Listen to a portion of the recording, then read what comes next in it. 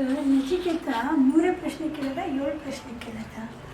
ನಚಿಕೇತ ಕೇಳಿದ ಒಂದೇ ಪ್ರಶ್ನೆ. ನಚಿಕೇತ ಕೇಳಿದ ಒಂದೇ ಪ್ರಶ್ನೆ ಏನಂದರೆ ಆತ್ಮಜ್ಞಾನ ಬೇಕು ಅಂತ ಕೇಳ್ದ. ಅಂದರೆ ಸತ್ ಮೇಲೆ ಜೀವ ಮನುಷ್ಯ ಇರ್ತಾನೆ ಅಂತ ಕೆಲವರು ಹೇಳ್ತಾರೆ, ಇಲ್ಲ ಅಂತ ಕೆಲವರು ಹೇಳ್ತಾರೆ. ಅದು ಹೇಗಿದೆ, ಇರ್ತಾನೋ ಇಲ್ಲೋ, ಸತ್ ಮೇಲೆ ಇರ್ತಾನೋ ಇಲ್ಲೋ ಅಂತ ಕೇಳ್ತಾನೆ. ಅದು ಆತ್ಮಜ್ಞಾನ ಅನ್ನತಕ್ಕಂಥ ಸಾಮಾನ್ಯವಾಗಿ ಯಾರಿಗೂ ಅರ್ಥ ಆಗಲ್ಲಪ್ಪ ಅಂತ ಮುಂದಕ್ಕೆ ಹೋಗುತ್ತೆ ಅಂತ ಇಟ್ಕೊಳ್ಳಿ. ಆದರೆ ನಚಿಕೇತು ಇಲ್ಲಿ ಶರೀರನ ಬಿಟ್ಟು ಅಲ್ಲಿ ಯಮಧರ್ಮರಾಯ ಅಂತ ಹೋದಾಗ ಯಮಧರ್ಮರಾಯ ಮನೆಗಿರೋಲ್ಲ. ಸೊ ಅವ್ರ ದರ್ಶನ ಆಗೋ ತನಕ ನಾನು ಊಟ ಮಾಡಲ್ಲ ಅಂತ ಕೂತ್ಕೊಂಡಿರ್ತಾನೆ.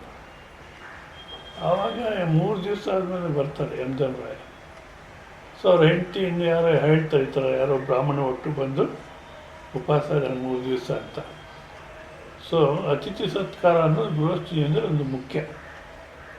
ಸೊ 3 ದಿವಸ ನಮ್ಮ ಮನೆಗೆ ಉಪವಾಸ ಇದೆಯಾ ಅಂದರೆ ಭಾಳಷ್ಟು ದೋಷ ಆಗುತ್ತೆ. ಅದಕ್ಕೆ ಆ ದೋಷ ಪರಿಹಾರಕ್ಕೆ ನಾನು 3 ವರನ ಕೊಡ್ತೀನಿ, ಏನು ಬೇಕೋ ಕೇಳು ಅಂತಂದಾಗ ಮೊದಲು ನಾನು ವಾಪಸ್ ಹೋದ್ಮೇಲೆ ಇವಾಗ ನಮ್ಮ ತಂದೆ ದುಃಖ ಪಡ್ತಿರ್ತಾರೆ. ನಾನು ವಾಪಸ್ ಬಂದರೆ ನಾನು ಗುರುತಿಡಿದು ಅವ್ರ ಮನಸ್ಸಿಗೆ ಸಮಾಧಾನ ಆಗಬೇಕು ಅಂತ ಒಂದು. ಅಂದರೆ ತಂದೆ ತಾಯಿ ಯೋಗಕ್ಷೇಮ ನೋಡ್ಕೊಳ್ಳೋಕೆ ನಾವು ಅನ್ನೋ ಉದ್ದೇಶ ಅದು. ಆಮೇಲೆ ಇನ್ನೊಂದು ಎಲ್ರಿಗೂ ಅನುಕೂಲ ಆಗಿರತಕ್ಕಂಥ ರೀತಿಯಲ್ಲಿ ಉಪಾಸನೆ, ಅಗ್ನಿವಿದ್ಯೆಯನ್ನು ಕೇಳ್ತಾನೆ, ಅದನ್ನು ಕೊಡ್ತಾನೆ. ಅದಾದ ಮೇಲೆ ಆತ್ಮಜ್ಞಾನ ಕೇಳ್ತಾನೆ. ಸೊ ಆತ್ಮಜ್ಞಾನ ಅನ್ನೋದು ಸುಲಭ ಅಲ್ಲಪ್ಪ, ಬೇಡ. ಇನ್ನೇನು ಬೇಕಾದ್ರೆ ಪರೀಕ್ಷೆ ಮಾಡಲಿಕ್ಕೋಸ್ಕರ ನಿಜವಾಗ್ಲೂ ಇವನಿಗೆ ಬೇಕಾಗಿದೆಯೋ ಸುಮ್ಮನೆ ಕೇಳ್ತಾನೆ ಅಂತ ಪರೀಕ್ಷೆ ಮಾಡಲಿಕ್ಕೋಸ್ಕರ ಇನ್ನು ಏನು ಬೇಕಾದರೂ ಕೊಡ್ತೀನಿ ತಗೋ, ಆತ್ಮಜ್ಞಾನ ಬಿಟ್ಟುಬಿಡು ಅಂತ. ಶತಾಯುಷ ಪುತ್ರ ವಿಶ್ವ ಅಂದರೆ 100 ವರ್ಷ ಕಾಲ ಬದುಕತಕ್ಕ ಮಕ್ಕಳು ಮೊಮ್ಮಕ್ಕಳು ಮರಿಮಕ್ಕಳು ಕೇಳು, ಈ ಪೃಥ್ವಿನಲ್ಲಿ ದೊಡ್ಡ ರಾಜ್ಯಕ್ಕೆ ಅಧಿಪತಿಯನ್ನ ಮಾಡ್ತೀನಿ, ಇಷ್ಟೇ ಸಾಲದು, ಇನ್ನೂ ಏನು ಬೇಕಾದರೂ ಕೇಳು ಅಂತ ಕೇಳ್ತಾನೆ. ನಜಿಗೆ ಅಂತ ಯಾವುದೂ ಬೇಡ, ಆತ್ಮಜ್ಞಾನಿಗೆ ಬೇಕು ಅಂತ. ಸೊ ಇದು ಯಾವುದು ಬೇಡ, ಯಾಕೆ ಬೇಡ ಅಂದರೆ ಅದಕ್ಕೆ ಕೆಲವು ಕಾರಣಗಳು ಕೊಡ್ತಾರೆ. ನಾಳೆಗಿರುತ್ತೋ ಇಲ್ಲೋ ಅಂತ ಹೇಳೋಕ್ಕಾಗಲ್ಲ ಇದು, ಹೌದಾ. ಮತ್ತು ನಮ್ಮ ಶರೀರವನ್ನು ಹಾಳು ಮಾಡುತ್ತೆ. ಇಂದ್ರಿಯಾಣ ಜರಯಂತಿ ತೇಜ, ಎಷ್ಟು ಭೋಗ ಅನುಭವಿಸಿದ್ರೆ ಅಷ್ಟು ಶರೀರ ಹಾಳಾಗುತ್ತೆ. ಮತ್ತು ಹೋಗಲಿ ಈ ಭೋಗ ಅನುಭವಿಸ್ಕೊಂಡು ತೃಪ್ತಿಯಾಗಿರ್ಬೋದು ಅಂದರೆ ಇಷ್ಟು ತನಕ ಯಾರು ನೈವಿತ್ತೇನ ತರ್ಪಣಿಯೋ ಮನುಷ್ಯ, ಭೌತಿಕ ಸಂಪತ್ತಿಂದ ತೃಪ್ತಿ ಪಡೆದಿರ್ತಕ್ಕಂಥ ಯಾರೂ ಇಲ್ಲ, ಸಾಧ್ಯ ಇಲ್ಲ. ಅದಕ್ಕೋಸ್ಕರ ಬೇಡ ಅಂತಾರೆ. ಆ 3 ದಿವಸ ಅಲ್ಲಿ ಉಪವಾಸ ಇದ್ದ ಕಾರಣ 3 ವರ ಯಮಧರ್ಮರಾಯನ ಕೊಡ್ತಾರೆ. ನಚಿಕೇತ ಕೇಳಿದ್ರು ಒಂದೇ ಪ್ರಶ್ನೆ.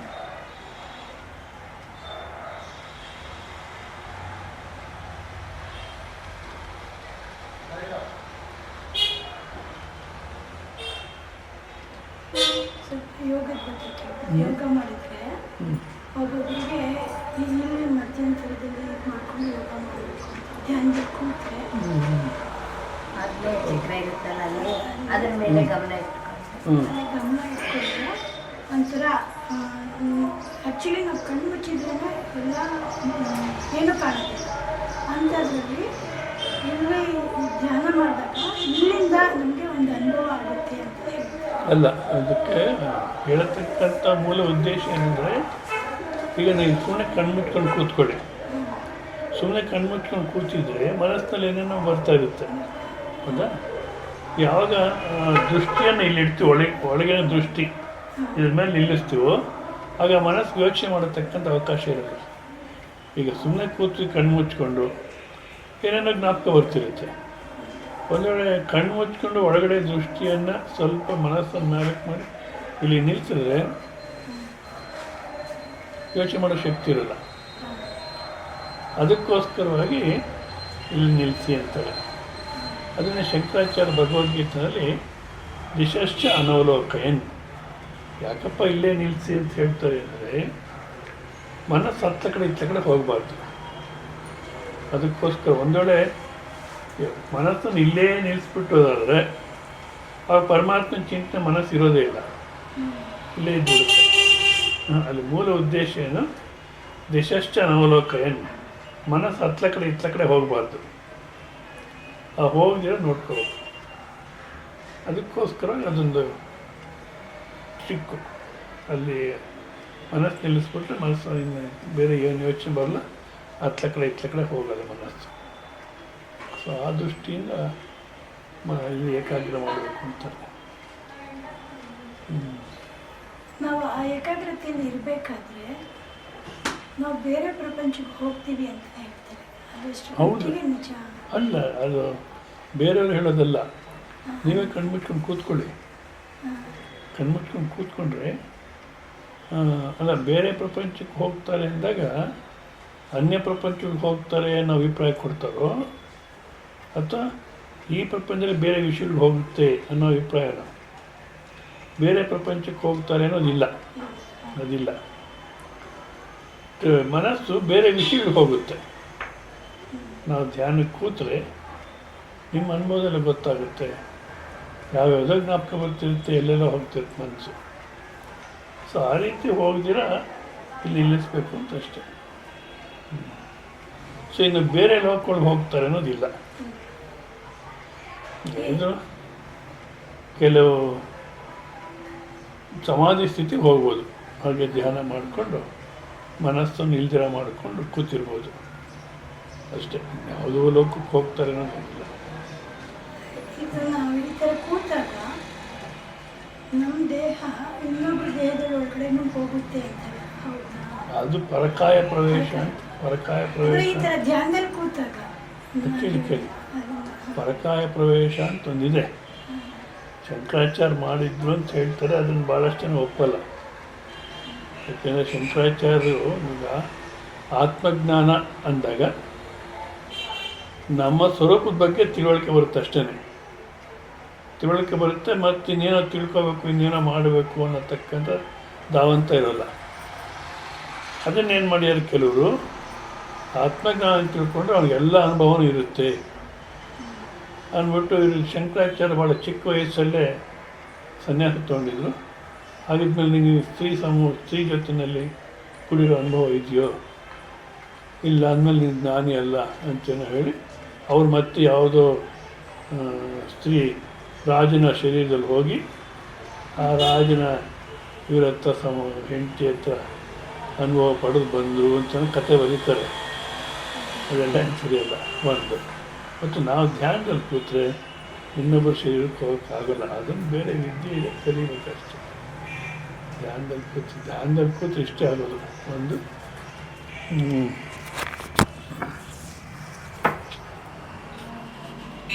ನೋಡಿ ರೆಕಾರ್ಡ್ ಆಗ್ತಿದೆ ನೋಡಿ, ಪ್ರೆಸ್ ಮಾಡಿದ್ದೀನಿ.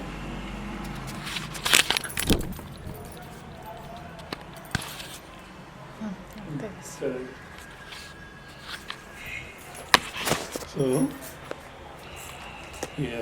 ಧ್ಯಾನದಲ್ಲಿ ಕೂತ್ರೆ ಒಂದು ಉನ್ಮನಿ ಭಾವ ಅಂತಾರೆ. ಉನ್ಮನಿ ಭಾವದಲ್ಲಿ ನಮ್ಮ ಇಷ್ಟ ದೇವತೆ ದರ್ಶನ ಆಗ್ಬೋದು. ಅದು ಯಾವ ರೀತಿ ಅಂದರೆ ಅದಕ್ಕೊಂದು ದೃಷ್ಟಾಂತ ಕೊಡ್ತಾರೆ. ನಷ್ಟವನ್ನಿತವತ್ತು ಅಂದರೆ ಹೆಂಡತಿ ಸತ್ತೋಗ್ಬಿಟ್ಲು, ಇವನೇ ಹೋಗಿ ಶವ ಸಂಸ್ಕಾರ ಮಾಡಿಬಿಟ್ಟು ಬಂದ. ಶವ ಸಂಸ್ಕಾರ ಮಾಡಿ ಬಂದಮೇಲೆ ಮನೆಗೆ ಒಬ್ಬನೇ ಕೂತಿದ್ರೆ ಆಕೆ ಓಡಾಡ್ದಾಗೆ, ಕಾಫಿ ತಂದು ಕೊಟ್ಟಾಗೆ ಕಾಣುತ್ತೆ. ಹಾಗೇಳಿ ಅದೇ ಧ್ಯಾನದಲ್ಲಿದ್ದಾನೆ. ಆಕೆ ಹೋದ್ಲು ಅಂದರೆ ಅಯ್ಯೋ ನನ್ನ ಸ್ಥಿತಿ ಹೀಗಾಗೋಯ್ತೆ, ಆಕೆ ಹೋಗ್ಬಿಟ್ಲು, ಇನ್ನು ನಾನೊಬ್ಬನೇ ಹೇಗಿರೋದು, ಅಯ್ಯೋ ಒಬ್ಬನೇ ಇರೋಕ್ಕಾಗಲ್ಲ, ಆಕೆ ಇದ್ದರೆ ಸರಿ ಅಂತ ಅದೇ ಯೋಚನೆ ಮಾಡ್ಕೊಂಡಿದ್ದಾನೆ. ಆವಾಗ ತನಗೆ ಗೊತ್ತಿಲ್ದಿರ ಆಕೆ ಓಡಾಡ್ದಾಗೆ, ಆಕೆ ಕಾಫಿ ತಂದು ಕೊಟ್ಟಾಗೆ ಈ ಥರ ಆಗುತ್ತೆ. ನಿಜವಾದ ಆಕೆ ಓಡಾಡೋದು, ಕಾಫಿ ತಂದು ಕೊಟ್ಲು ಅಂದಿಲ್ಲ. ಇವರ ಭಾವನೆ ಅಷ್ಟು ಮಟ್ಟಿಗೆ ಹೋಗುತ್ತೆ. ಸೊ ಆ ರೀತಿ ನಾವು ಧ್ಯಾನಕ್ಕೆ ಕೂತಾಗ ನಮ್ಮ ಇಷ್ಟ ದೇವತೆಯ ದರ್ಶನ ಆಗುತ್ತೆ. ಅಲ್ಲಿ ಆಕೆ ಆ ಇಷ್ಟ ದೇವತೆ ಹತ್ರ ಮಾತಾಡಿದಾಗೆ ಇವೆಲ್ಲ ಅನುಭವ ಆಗ್ಬೋದು. ಬಟ್ ಅದೇನೇ ನಿಜವಾದಂಥ ಅನುಭವ ಅಲ್ಲ.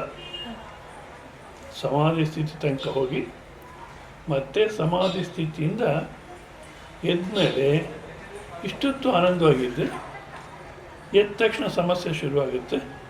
ಯಾಕೆ ಅಂತ ನಿದ್ದೆ ಅನುಭವ ಅಂತ ಒಂದು ಯೋಚನೆ ಮಾಡುತ್ತೆ ಶಾಸ್ತ್ರ. ಯಾಕೆಂದ್ರೆ ನಿದ್ದೆ ಅನುಭವ ಎಲ್ರಿಗೂ ಇದೆ, ಸಮಾಧಿ ಅನುಭವ ಎಲ್ರಿಗೂ ಇರೋಲ್ಲ. ಸಮಾಧಿ ಮೂರ್ಛೆ ಮತ್ತು ನಿದ್ದೆ ಈ ಅನಸ್ತೇಶ ಕೊಡ್ತಲ್ಲ, ಇಂಥ ಸಮಯದಲ್ಲಿ ನಮಗೆ ಪ್ರಪಂಚದ ಅನುಭವ ಇರೋಲ್ಲ. ಕೇವಲ ನಾವಾಗಿ ಉಳಿದಿರ್ತೀವಿ. ಸೊ ಇದರಲ್ಲಿ ನಿದ್ದೆ ಅನುಭವ ಎಲ್ರಿಗಿದೆ, ಅದಕ್ಕೆ ನಿದ್ದೆನೇ ತೊಗೊಂಡು ವಿವೇಕ ಮಾಡುತ್ತೆ. ಸೊ ಈ ಸಮಾಧಿನಲ್ಲೂ ಅದೇ ರೀತಿ ಇತ್ತು, ನಿದ್ದೆನಲ್ಲಿ ಯಾವ ರೀತಿ ಇತ್ತು ಸಮಾಧಿನಲ್ಲೂ ಅದೇ ರೀತಿ ಇರ್ತೀವಿ. ಅಂದರೆ ನಿದ್ದೆ ಅನುಭವ ಇಲ್ಲ, ಸಮಾಧಿ ಅನುಭವ ಇದೆ ನನಗೆ ಅಂದರೆ ಅದನ್ನು ತೊಗೊಂಡು ವಿವೇಕ ಮಾಡೋಕ್ಕೆ ಮತ್ತೆ.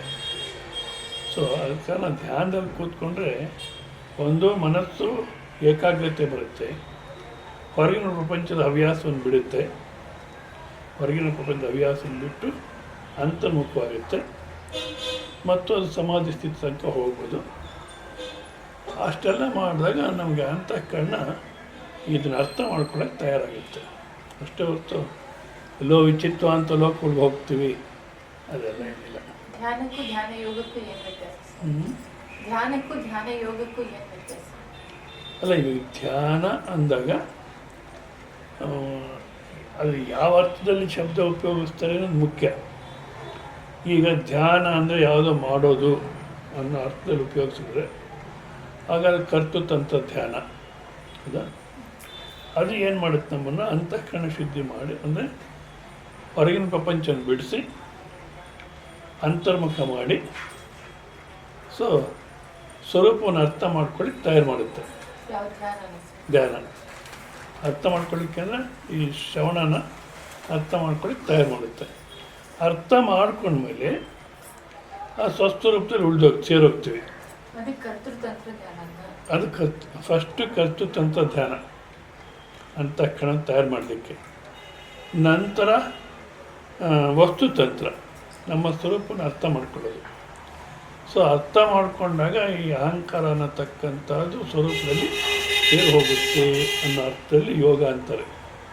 ಸೊ ಧ್ಯಾನ ಯೋಗ ಅಂದರೆ ಹೆಚ್ಚು ವ್ಯತ್ಯಾಸ. ಕರ್ತೃತಂತ್ರ ಧ್ಯಾನ ಅಂದರೆ ಕರ್ತೃ ಅಂದರೆ ಮಾಡೋರು, ಅವನ ಇಚ್ಛೆ, ಆ ತಂತ್ರ ಅಂದರೆ ಆಶ್ರಯ. ಅವನ ಇಚ್ಛೆ ಪ್ರಕಾರ ನಾನು ಹೇಳ್ತೀನಿ, ದಿವಸ 1 ಗಂಟೆ ಕಾಲ ಮಂತ್ರ ಅನುಷ್ಠಾನ ಮಾಡಿ, ಒಂದು ದಿವಸ ಹೇಳ್ತಾರೆ ಮಂತ್ರ ಅನುಷ್ಠಾನ ಮಾಡಿ ಅಂತ ಹೇಳಿದೆ. ಇವಾಗ ಎಷ್ಟು ಜನ ಮಾಡೋಕ್ಕೆ ಶುರು ಮಾಡಿದ್ದಾರೆ ಗೊತ್ತಿಲ್ಲ. ಒಬ್ಬರನ್ನ ಶುರು ಮಾಡಿರ್ತಾರೋ ಇಲ್ಲ, ಅಥವಾ ಮುಂಚೆ ಮಾಡ್ತಿದ್ರೆ ಆಯಿತು ನಾವು ಮುಂಚೆನೇ ಮಾಡ್ತಿದ್ವಿ ಅಂತ ಸುಮ್ಮನಿರ್ಬೋದು. ಇಲ್ಲ, ಮಾಡೋಕ್ಕೆ ಶುರು ಮಾಡ್ಬೋದು ಹೇಳ್ದಂಥ ರೀತಿಯಲ್ಲಿ. ಅಥವಾ ಅಯ್ಯೋ ನಮಗೆಲ್ಲ ಎಲ್ಲ ಆಗಿತ್ತು ಬಿಡು, ಸುಮ್ಮನೆ ಕೇಳಬೇಕು ಬಿಟ್ಬಿಡ್ಬೇಕು ಅಂತ ಬಿಟ್ಬಿಡ್ಬೋದು. ಅಂದರೆ ಸಾಧನಾ ಭಾಗವನ್ನು ನಾವು ಶ್ರವಣ ಮಾಡಿದ ಮೇಲೆ ನಮ್ಮ ಇಚ್ಛೆ ಮೇಲೆ ಅವಲಂಬಿಸಿದೆ ಮಾಡೋದು ಬಿಡೋದು, ಮಾಡದಿರ ಇರೋದು. ಕರ್ತುಂ ಶಕ್ಯಂ ಅಕರ್ತುಂ ಶಕ್ಯಂ ಅನ್ಯಥವಾ ಕರ್ತುಂ ಶಕ್ಯಂ ಹೇಳಿದಂಥ ರೀತಿಯಲ್ಲಿ ಮಾಡ್ಬೋದು, ಮಾಡದೇ ಇರ್ಬೋದು, ಇನ್ನೊಂದು ರೀತಿಯಲ್ಲಿ ಮಾಡ್ಬೋದು. ಅಂದಾಗ ಕರ್ತೃತಂತ್ರ ಧ್ಯಾನ ಅಂದರೆ ಹೇಳ್ತಾರೆ ಈ ರೀತಿ ಮಾಡಿ ಅಂತ, ಅದೇ ರೀತಿ ಮಾಡೋದು ಬಿಡೋದು ನಿಮ್ಮ ಇಷ್ಟ, ಅದಕ್ಕೆ ಕರ್ತೃತಂತ್ರ ಅಂತಾರೆ. ಸೊ ವಸ್ತುತಂತ್ರ ಧ್ಯಾನ ಅಂದರೆ ಆತ್ಮನಾಮ ಧ್ಯಾನಂ ನಾಮ ಆತ್ಮಚಿಂತನಂ. ನಾನು ಯಾರು ಅಂತ ಚಿಂತನೆ ಮಾಡೋದೇ ಧ್ಯಾನ. ಶಂಕರಾಚಾರ್ಯ ಆ ರೀತಿ ತಗೊಳ್ತಾರೆ. ಧ್ಯಾನಂ ನಾಮ ಆತ್ಮಚಿಂತನಂ, ನಾನು ಯಾರು ಅಂತ ಚಿಂತನೆ ಮಾಡತಕ್ಕಂಥದ್ದೇ ಧ್ಯಾನ. ಅಲ್ಲ, ಯಾವಾಗಲೂ ಚಿಂತನೆ ಮಾಡ್ತಿರು ಅಂತಲ್ಲ. ಮೊದಲು ಈ ಥರ ಒಂದು ಅವಕಾಶ ಮಾಡಿಕೊಂಡು ಆ ಗುರು ಹತ್ರ ಕೂತ್ಕೊಂಡು ಉಪನಿಷತ್ ಮುಖಾಂತರ ನಾವು ಯಾರು ಅನ್ನತಕ್ಕಂಥ ಶ್ರವಣ ಮಾಡಬೇಕು.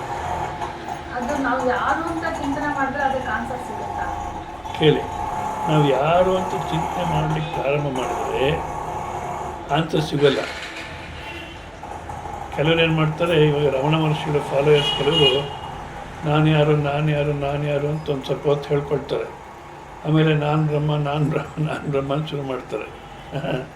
ವಾಸ್ತವಿಕ ನಾನು ಯಾರು ಅನ್ನತಕ್ಕಂಥದ್ದನ್ನು ಅನ್ವೇಷಣೆ ಮಾಡ್ಕೊಂಡು ಹೋದರೆ ಆನ್ಸರ್ ಸಿಗೋಲ್ಲ. ಮತ್ತೇನಾಗುತ್ತೆ, ಇದೆಲ್ಲ ನಾನಲ್ಲ ಅಂತ ಗೊತ್ತಾಗುತ್ತೆ.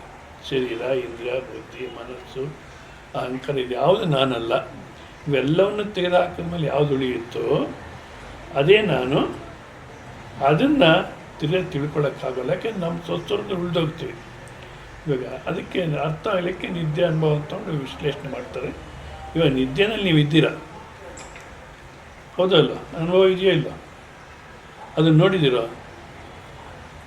ನೋಡೋಕ್ಕಾಗಲ್ಲ. ಹಾಂ, ನೋಡೋಕ್ಕಾಗಲ್ಲ. ಯಾಕೆ ನೋಡೋನಿಲ್ಲ ಅಲ್ಲಿ, ಹೌದಾ? ಸಮಸ್ತವನ್ನು ನೋಡತಕ್ಕಂಥ ಅದನ್ನು ಮತ್ತಿನ್ಯಾವುದನ್ನು ನೋಡೋಕ್ಕಾಗಲ್ಲ. ಆದ್ರೂ ಇದೇನೋ ಗೊತ್ತು, ಅದು ಏನು ಅನ್ನೋ ಅಭಿಪ್ರಾಯ ನಮಗೆ ಚೆನ್ನಾಗಿ ಗೊತ್ತಿದೆ. ಬಟ್ ಅದನ್ನು ಶಬ್ದಗಳಿಂದ ಹೇಳಲಿಕ್ಕಾಗಲ್ಲ, ಹೌದಾ?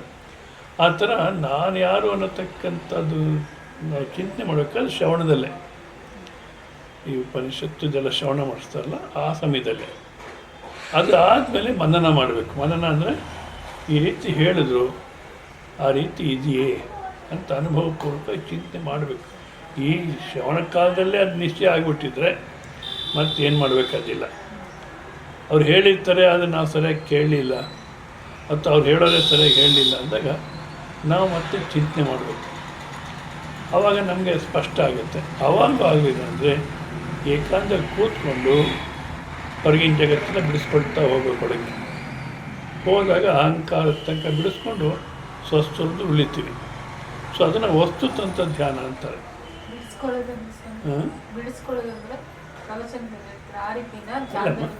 ಬಿಡಿಸ್ಕೊಳ್ಳೋದು ಅಂದರೆ ಈಗ ಮನೆ ನಂದು ಅಂತ ಅಭಿಮಾನ ಇದೆ. ನಾನು ಹೇಳಿದ್ನಲ್ಲ, ಮಾಡಿ ಮೇಲೆ ಬಾಡಿಗೆಯವರು ಮಳೆ ಹೊಡಿತಾ ಇದ್ದರೆ ಇವನು ಎದೆ ಮೇಲೆ ಬೀಳುತ್ತೆ ಏಟು. ನಿಜವಾಗ್ಲೂ ನೀನು ಎದೆ ಮೇಲೆ ಏಟು ಬೀಳ್ತಿದ್ಯೋ ಇಲ್ಲ. ಆದರೆ ಎಷ್ಟು ನೋವಾಗುತ್ತೆ ಅಂದರೆ, ಅಯ್ಯೋ ಹೋಯ್ತೆ ನನ್ನ ಮನೆ ಅಂತ ಒದ್ಲಾಡ್ತಾನೆ. ಯಾಕೆ? ಮನೆಗೆ ಅಂಟ್ಕೊಂಡ್ಬಿಟ್ಟಿಯಾನ. ಅದನ್ನು ಬಿಡಿಸ್ಕೋಬೇಕು. ಬಿಡಿಸ್ಕೊಳ್ಳೋದು ಅಂದರೆ ಮನೆ ಬೇರೆ, ನಾನು ಬೇರೆ, ಅದಕ್ಕೇನು ಹೆಚ್ಚು ಕಮ್ಮಿ ಆದರೆ ನನಗೇನಾಗಲಿಲ್ಲ ಅಂದ್ಬಿಟ್ಟು ಆ ತಾದಾತ್ಮ್ಯತೆ ತೆಗಿಬೇಕು. ಅದು ಬಿಡಿಸ್ಕೊಳ್ಳೋದು. ಮೂರ್ತಿ ಪೂಜೆ ಯಾಕೆ ಮಾಡ್ತಾರೆ? ಪಂಚಭೂತಗಳನ್ನ ಪೂಜೆ ಮಾಡ್ತಾರೆ. ಒಂದು ನಿಮಿಷ ಇದನ್ನು ಮುಗಿಸ್ಬಿಟ್ಟು ಆಮೇಲೆ ಅಂದರೆ ಬಿಡಿಸ್ಕೊಳ್ಳೋದು ಅಂದ್ರೆ ಆ ರೀತಿ. ಅದೇ ಅದು ಸ್ವಲ್ಪ ಸುಲಭ. ಏಕೆಂದರೆ ಮನೆ ಬೇರೆ, ನಾನು ಬೇರೆ ಅನ್ನೋದು ಕಾಣುತ್ತೆ, ಹೌದಾ? ಆ ರೀತಿ ಎಲ್ಲೆಲ್ಲಿ ನಾವು ತಾದಾತ್ಮ್ಯತೆಯನ್ನು ಪಡೆದಿದ್ದೀವೋ ಅದನ್ನೆಲ್ಲ ಬಿಡಿಸ್ಕೊಳ್ತಾ ಬರಬೇಕು. ಮತ್ತು ಶರೀರಕ್ಕೆ ಬರ್ತೀವಿ. ಈ ಶರೀರವು ನಂದು. ಮನೆ ಯಾವ ರೀತಿ ನಂದು, ಶರೀರನೂ ನಂದು. ಅಂದರೆ ಮನೆ ನನಗಿನ್ನ ಭಿನ್ನವಾಗಿ ಕಾಣುತ್ತೆ. ಅಂದರೆ ಈ ಶರೀರ ನಾನು ಅಂತ ಇಟ್ಕೊಂಡಾಗ ಮನೆ ದೂರವಾಗಿ ಕಾಣುತ್ತೆ. ಈ ಶರೀರ ಆ ರೀತಿ ಕಾಣಲ್ಲ. ಆದರೆ ನಮ್ಮ ಅನುಭವ ನೋಡಿಕೊಂಡು ನಾವೇ ಸೂಕ್ಷ್ಮವಾಗಿ ಚಿಂತನೆ ಮಾಡಿದ್ರೆ, ಈಗ ಈ ಶರೀರ ನಂದು ಅಂತಿದ್ದೀನಿ, ಹೌದಾ? ಒಂದು ವೇಳೆ ಯಾರು ಇವಾಗ ಕೆಲವರಿಗೆ ಶುಗರ್ ಕಾಯಿಲೆ ಬಂತು, ನೋಡ್ಕೊಳ್ಳಿಲ್ಲ ಸರಿಯಾಗಿ. ಈಗ ಶುಗರ್ ಇದ್ದರೆ ಜಾಗೃತಿಯಾಗಿರಬೇಕು ಜನಗಳು. Sugar, BP, sodium deficiency, calcium deficiency ಇವೆಲ್ಲ ಬರುತ್ತೆ ಈಗಿನ ಕಾಲಕ್ಕೆ. ಭಾಳಷ್ಟು ಹುಷಾರಾಗಿರ್ಬೇಕು. ಹೇಳೋದಕ್ಕೆ ಕೇಳೋದೇ ಇಲ್ಲ. ಬಿಡು ನೋಡ್ಕೊಳ್ಳೋಣ ಅಂತಾರೆ. ಎಷ್ಟು ಒದ್ದಾಡ್ತೀನಿ ಅಂದರೆ ಒಬ್ಬೊಬ್ರು ಭಾಳಷ್ಟು ಕಷ್ಟ. ಅದು ಆ ಡಯಾಲಿಸಿಸು, ಕಿಡ್ನಿ ಟ್ರಾನ್ಸ್ಪ್ಲಾಂಟ್ ಇವೆಲ್ಲ ಬಂದ್ಬಿಟ್ರೆ ಭಾಳ ಇಡೀ ಕುಟುಂಬ ಅಲ್ಲಾಡೋಗುತ್ತೆ. ಹೇಳೋದಕ್ಕೆ ಕೇಳಲ್ಲ ಅಂತ ಇಟ್ಕೊಳ್ಳಿ. ಇವಾಗ ಶುಗರ್ ಇತ್ತು, ಯಾರೋ ಒಬ್ರಿಗೆ ಶುಗರ್ ಇತ್ತು, ಅವ್ರಿಗೆ ಕಾಲಲ್ಲಿ ಎಡಕೊಂಡು ರಕ್ತ ಬಂತು. ನಾನು ಇದ್ದೆ ಅವ್ರ ಮನೆಗೆ. ಅವ್ರ ಶ್ರೀಮತಿಯವರು ಡಾಕ್ಟರ್ ತೊಗೊಂಡು ನಡೀರಿ ಅಂದರು. ಅವರೆಲ್ಲ ಒಂದು ಚಿಕ್ಕಬಳ್ಳಾಪುರದ ಯಾವುದೋ ಹಳ್ಳಿಲಿದ್ದರು. ಬೆಂಗಳೂರಿಗೆ ಹೋಗಿ ತೋರಿಸ್ಕೋಬೇಕು. ಡಾಕ್ಟರ್ ಹೋಗೋಣ ಅಂದರೆ ಮುಂದಿನ ವಾರ ಹೋದ್ರೆ ಆಯ್ತು ಬಿಡು ಅಂದರು. ನಾನು ಹೇಳಿದೆ ತಕ್ಷಣ ಗ್ಯಾಂಗ್ರೀನ್ ಆಗಿಬಿಟ್ಟು ಮತ್ತು ಕಾಲು ತೆಗಿಬೇಕಾಗುತ್ತೆ, ಮೊದಲು ಹೋಗಿ ತೋರಿಸ್ಕೊಳ್ಳಿ ಅಂದರೆ ಹೋಗಲಿಲ್ಲ. ಕೊನೆಗೆ 2 ಕಾಲು ತೆಗೆದುಹಾಕಿದ್ರು.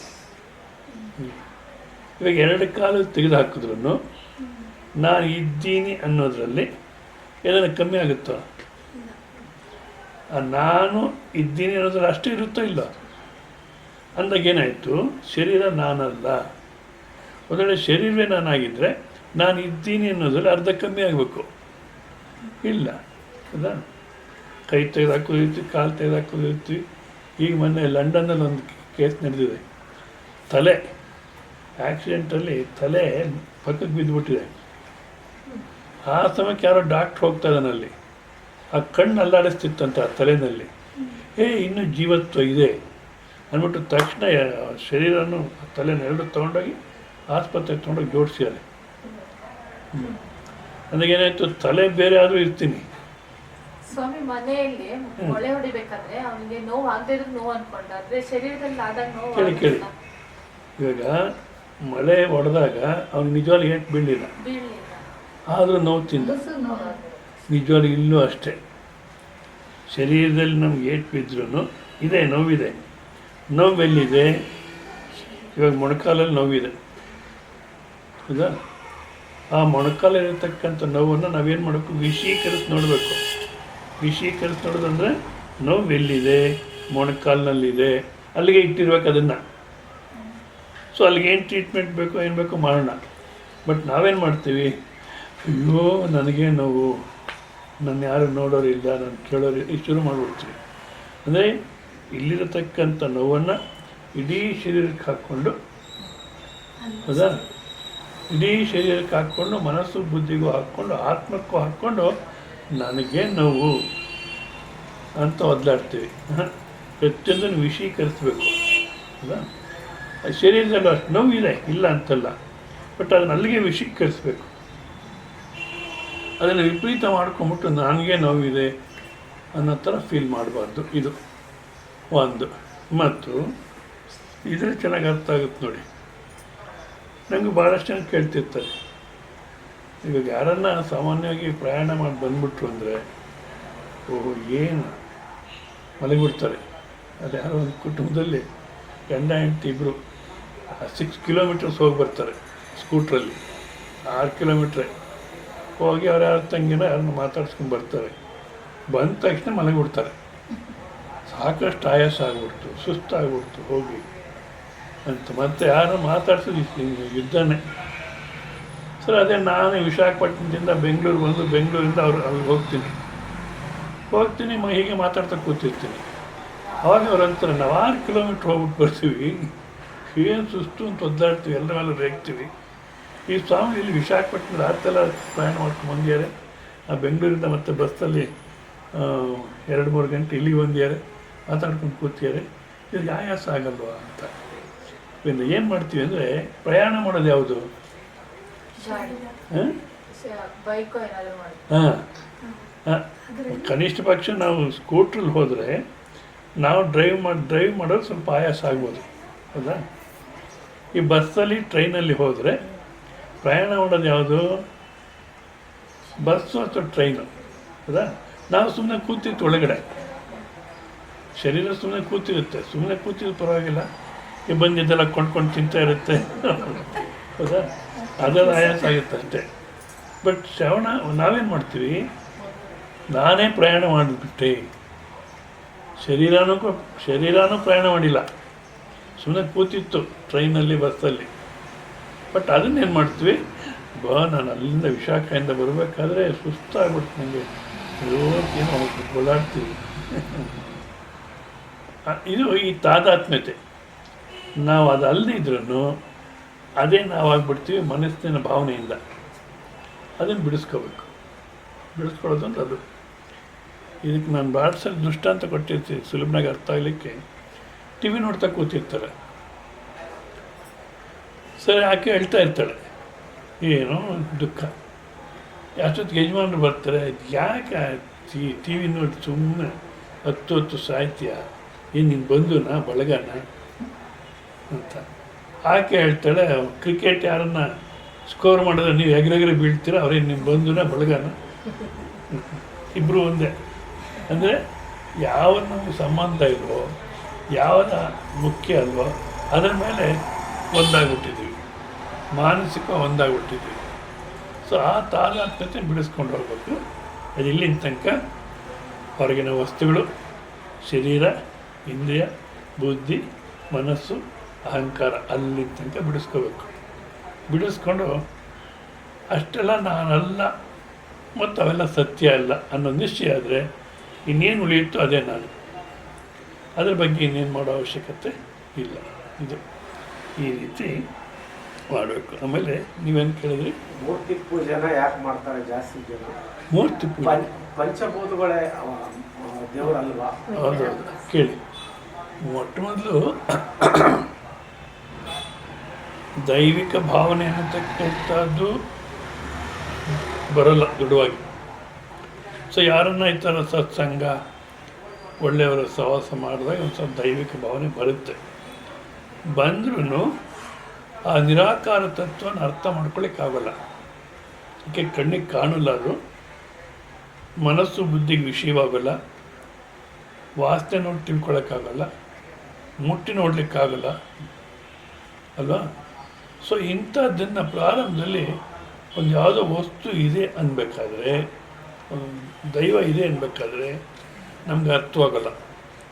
ಅದಕ್ಕೋಸ್ಕರ ಶಾಸ್ತ್ರ ಏನು ಮಾಡುತ್ತೆ, ಅದಕ್ಕೆ ನಾಮರೂಪಗಳನ್ನು ಆಕಾರವನ್ನು ಕಲ್ಪನೆ ಮಾಡಿ ಇಂಥದ್ರಲ್ಲಿ ಪೂಜೆ ಮಾಡಿ, ಇಂಥ ಆಕಾರದಲ್ಲಿ ಪೂಜೆ ಮಾಡಿ ಅಂತ ಹೇಳುತ್ತೆ. ಈಗ ಪೃಥ್ವಿ ಪರಮಾತ್ಮ ಸ್ವರೂಪನೇ, ಆಕಾಶ ಪರಮಾತ್ಮ ಸ್ವರೂಪನೇ, ಇವುಗಳನ್ನೇ ಪೂಜೆ ಮಾಡ್ಬೋದು. ಬಟ್ ಮನಸ್ಸು ನಿಲ್ಲಲ್ಲ,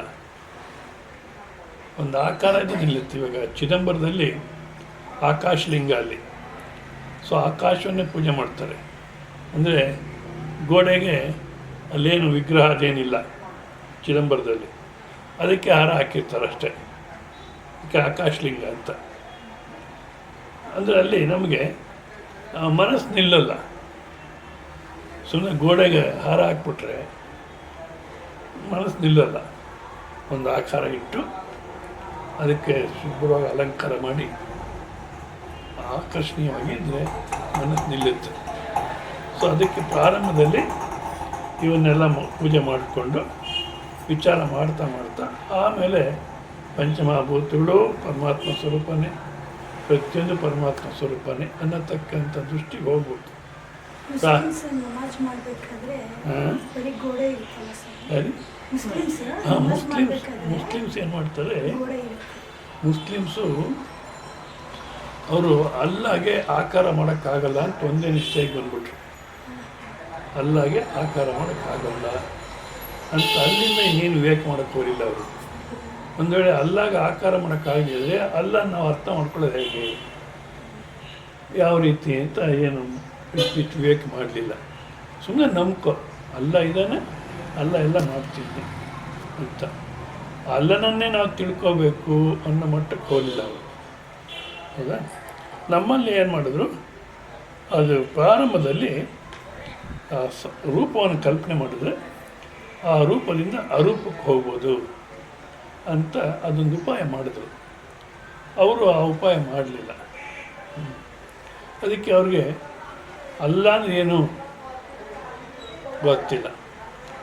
ನಮ್ಮಲ್ಲೂ ಅಷ್ಟೇ ಬ್ರಹ್ಮ ಅಂದ್ರೆ ಏನು ಅಂತ ನಮ್ಗೆ ಗೊತ್ತಿಲ್ಲ. ಅಂದರೆ ಯಾರು ಜ್ಞಾನಿಗಳು ಅಂತಿದ್ದಾರೋ ಅವ್ರಿಗೆ ಬ್ರಹ್ಮ ಅಂದ್ರೆ ಏನು ಅಂತ ಅವರು ಸರಿಯಾಗಿ ವರ್ಣನೆ ಮಾಡಿ ಹೇಳಲಿಕ್ಕಾಗಲ್ಲ. ಬಟ್ ಅನುಭವದಲ್ಲಿ ಚೆನ್ನಾಗಿ ಗೊತ್ತು. ಇವಾಗ ನಿದ್ದೆಯಲ್ಲಿ ನಾವು ಇದ್ದೀವಿ ಅನ್ನೋದು ಗೊತ್ತು. ಹೇಗಿದ್ದೀರ ಹೇಳಿ ಅಂದರೆ ಆನಂದವಾಗಿದ್ದೀವಿ ಅಂತೀವಿ, ಒಂದು ಮಾತು ಹಾಯಾಗಿದ್ದೀವಿ ಅಂತೀವಿ. ಹೌದಾ? ಅಷ್ಟೇ ಹೊರತು ಬೆಳ್ಳಗಿದ್ರೋ ಕುಳ್ಳಗಿದ್ರೋ ಕಪ್ಪಗಿದ್ರೋ ಉದ್ದವಾಗಿದ್ರೋ ಹೆಣ್ಣಾಗಿದ್ರೋ ಗಂಡಾಗಿದ್ರೋ ಏನು ಹೇಳಲಿಕ್ಕಾಗಲ್ಲ. ಹೌದಾ? ಅವರಲ್ಲಿ ಏನು ಮಾಡೋದು, ಅಲ್ಲ ಅನ್ನೋ ಶಬ್ದವಾಗಿದೆ ಅವ್ರಿಗೆ ಅಷ್ಟೇ. ಸೊ ಯಾರನ್ನು ದೃಢವಾಗಿ ನಂಬ್ಕೊಂಡಿರುವ ಅಲ್ಲ ಅನ್ನತಕ್ಕ ಒಂದು ದೇವರಿದ್ದಾನೆ, ಅದು ಅಲ್ಲ ಅಂತ ದೃಢ ಭಾವನೆ ಇರ್ಬೋದು. ಇನ್ನು ಮಿಕ್ಕಿನೋದ್ರೆಲ್ಲ ಯಾಂತ್ರಿಕವಾಗಿ ಸುಮ್ಮನೆ ಅಲ್ಲ ಅಂತ ಮಾಡ್ತಿರ್ತಾರೆ. ನಮ್ಮಲ್ಲಿ ಸ್ಟೆಪ್ ಬೈ ಸ್ಟೆಪ್ ತೊಗೊಂಡೋಗ್ತಾರೆ. ಸೊ ನಮ್ಮಲ್ಲೂ ಈ ಸಾಕಾರ ರೂಪ ಉಪಾಸನೆ ಎಷ್ಟು ಮಟ್ಟಿಗಪ್ಪ ಇತ್ತು ಅಂದರೆ, ಮಣ್ಣಲ್ಲೇ ವಿಗ್ರಹಗಳನ್ನು ಮಾಡೋರು, ಲೋಹದಲ್ಲಿ ಕಲ್ಲಲ್ಲಿ ಮಾಡ್ತಿರ್ಲಿಲ್ಲ. ಮಣ್ಣಲ್ಲೇ ಮಣ್ಣಲ್ಲಿ ಮಾಡಿಬಿಟ್ಟು ಒಂದು ಸಲ ಭಕ್ತಿ ಭಾವದಿಂದ ಅದರ ಪೂಜೆ ಮಾಡಿಬಿಟ್ಟು ಆ ರೂಪವನ್ನು ಮನಸ್ಸು ತಂದ್ಕೊಳ್ಳೋರು. ಮನಸ್ಸು ತಂದ್ಕೊಂಡ್ರೆ ಅದು ಶಾಶ್ವತ ಮನಸ್ಸು ಉಳಿದೋಗೋದು. ಆಮೇಲೆ ಆ ರೂಪದ ಅವಶ್ಯಕತೆ ಇರಲಿಲ್ಲ, ಮನಸ್ಸಿನಲ್ಲೇ ಇದೆ, ಅದನ್ನು ತೊಗೊಂಡು ನೀರಲ್ಲಿ ಬಿಟ್ಬಿಡೋರು. ಆ ಸಂಪ್ರದಾಯನೇ ಈ ಗಣೇಶನ ಹಬ್ಬದಲ್ಲಿರೋದು. ಅದೊಂದರಲ್ಲಿ ಅದನ್ನು ಇಟ್ಕೊಂಡಿದ್ದಾರೆ. ಸೊ ನಮಗೆ ಶಾಶ್ವತವಾಗಿ ವಿಗ್ರಹ ಬೇಕಿರಲಿಲ್ಲ. ಒಂದು ಸಲ ನಾವು ಅದನ್ನು ಆಕಾರ ಮಾಡಿ ಪೂಜೆ ಮಾಡಿ ಮನಸ್ಸಿಗೆ ತೊಗೊಂಬಿಟ್ರೆ ಇನ್ನು ನಾವು ನಾವು ನಿರಾಕಾರ ಅರ್ಥ ಮಾಡ್ಕೊಳ್ಳೋ ತನಕ ಆಕಾರ ಉಳ್ದೋಗೋದು. ಅದು ಬರ್ತಾ ಬರ್ತಾ ಮನುಷ್ಯನ ಒಂದು ದೌರ್ಬಲ್ಯ ಜಾಸ್ತಿ ಆಗ್ತಾ ಬಂತು. ಸರಿ ಶಿಲೆನಲ್ಲಿ ಮಾಡಿ ಕೊಡ್ಸಿದ್ರು, ಸರಿ ಇವನಿಗೆ ಅಟ್ರಾಕ್ಷನ್ ಆಗಲಿಲ್ಲ, ಬೆಳ್ಳಿನಲ್ಲಿ ಮಾಡು, ಬಂಗಾರದಲ್ಲಿ ಮಾಡು ಅಂದರು. ಯಾಕೆಂದರೆ ಬೆಳ್ಳಿನಲ್ಲಿ ಮಾಡಿಕೊಡ್ಸಿ ನಮಗೆ ಸ್ವಲ್ಪ ಆಕರ್ಷಣೆ ಜಾಸ್ತಿ, ಬಂಗಾರದ ವಿಗ್ರಹ ಅಂದರೆ ಇನ್ನೂ ಆಕರ್ಷಣೆ ಜಾಸ್ತಿ. ಆ ರೀತಿ ಶುರು ಆಗ್ಬಿಡ್ತು. ಇಲ್ಲಾಂದರೆ ಯಾವುದನ್ನೋ ಒಂದು ಆಕಾರನ ಮಣ್ಣಲ್ಲಿ ಮಾಡಿ ಒಂದು ಸಲ ಪೂಜೆ ಮಾಡಿಬಿಟ್ರೆ ಅದು ಮನಸ್ಸು ತೊಗೊಂಬಿಟ್ಟು ಆಗೋಯ್ತು. ಆಮೇಲೆ ನಿರಾಕಾರ ತತ್ವ ಅರ್ಥ ಮಾಡ್ಕೊಂಡ್ಮೇಲೆ ಎಲ್ಲವೂ ಪರಮಾತ್ಮ ಸ್ವರೂಪನೇ ಅನ್ನತಕ್ಕದ್ದು ಅರ್ಥವಾಗುತ್ತೆ. ಸೊ ಅದಕ್ಕೋಸ್ಕರವೇ ಪ್ರಾರಂಭದಲ್ಲ ಆಕಾಶನ ಪೂಜೆ ಮಾಡು, ನೀರನ್ನು ಪೂಜೆ ಮಾಡು ಅಂದರೆ ಮಾಡೋಲ್ಲ. ಬಟ್ ಕೆಲವು ಆ ಥರ ಈಶ್ವರನ ದೇವಸ್ಥಾನ ಇದೆ. ಚಿದಂಬರಂ ಆಕಾಶಲಿಂಗ ಮತ್ತು ತಿರುವಣ್ಣಮಲೆ ಎಲ್ಲ ತಿರುತ್ತಣಿನ ಯಾವುದೋ ಒಂದಿದೆ, ಅಲ್ಲಿ ಪೃಥ್ವಿಲಿಂಗ, ಜಲಲಿಂಗ ಈ ಥರ ನೀರನ್ನೇ ಈಶ್ವರ ಅಂತ ಪೂಜೆ ಮಾಡೋದು ಈ ಥರ ಇದೆ. ಮತ್ತು ಸಾಧನಾ ಭಾಗ ನೋಡ್ತಾ ಇದ್ವಿ ನಾವು ಕಠೋಪನಿಷತ್ತಲ್ಲಿ. ಒಂದು ವೈರಾಗ್ಯ ಅಂದರೆ ಹೊರಗಿನ ಭೌತಿಕ ಜೀವನದಲ್ಲಿ ನಾವೇನು ಜೀವನ ಅಂದ್ಕೊಂಡಿದ್ದೇವೋ, ಸಮಾಜ ಏನು ಜೀವನ ಅನ್ನತ್ತೋ ಅದನ್ನು ವಿಪರೀತ ಮಾಡ್ಕೊಂಡ್ಬಿಡ್ತೀವಿ ನಾವು.